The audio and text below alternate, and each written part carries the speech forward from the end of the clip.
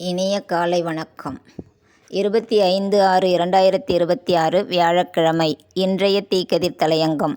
அயோத்தியில் அம்பலமாக்கும் ஆன்மீக வியாபாரம். தலைப்பின் விளக்கம்.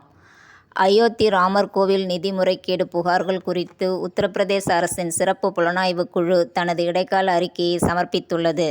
அதில் அறக்கட்டளைக்கு நெருக்கமானவர்களை ஊழியர்களாக நியமித்த விதம், சிசிடிவி கண்காணிப்பில் உள்ள ஓட்டைகள் மற்றும் RSS நபர்களின் நிதி கையாடல் உள்ளிட்ட விவகாரங்கள் அடங்கியிருப்பதாக கூறப்படுகிறது.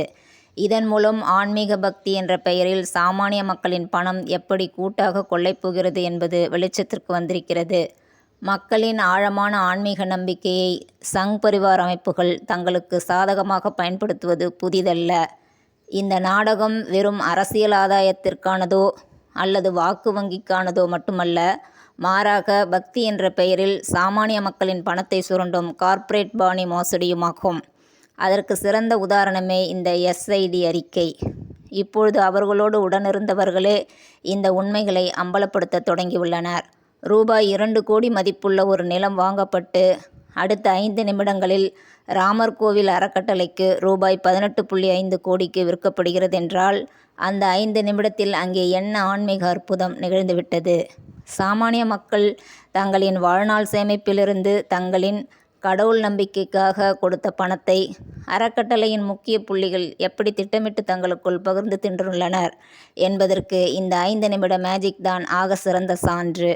பிரதமர் மோடிக்கு நெருக்கமான கோவில் கட்டுமான குழு தலைவர் நிருபேந்திர மிஸ்ராவே RSS பின்னணி உள்ளவர்கள் அமர்த்தப்பட்டதால் அங்கே பகிரங்கமான கொள்ளை நடந்ததென்று ஒப்புக்கொண்டிருக்கிறார் என்றால், உடனிருப்பவர்களே சாட்சி சொல்கிறார்கள் என்றுதானே அர்த்தம். அப்படியானால் கடவுளின் பெயரால் நிதி திரட்டுவதும் அதை தங்களுக்குள் சுருட்டுவதும் தான் இவர்களின் உண்மையான தத்துவமா? தேசபக்தி, தர்மம், ஆன்மீகம் என்று மேடைகளில் முழங்கும் RSS மற்றும் VHP அமைப்புகளின் உண்மையான கொள்கைகள்தான் என்ன? மக்களின் நம்பிக்கையை பயன்படுத்தி அவர்களது காணிக்கை பணத்தில் கோடி கோடியாக சொத்து சேர்க்கும் ஒரு கும்பல் எப்படி இந்து மதத்தின் காவலர்களாக முடியும்? ராமர் கோவில் என்பது இவர்களுக்கு ஒரு ஆன்மீக தலம் அல்ல. அது மக்களின் பணத்தை பறிக்கும், கல்லா கட்டும் ஒரு பெரும் தொழிற்சாலை. பக்தி இவர்களின் வியாபாரம், பகற்கொள்ளை இவர்களின் அரசியல்.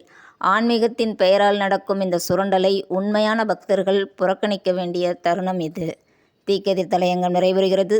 நன்றி. தோழமையுடன் வணக்கம்.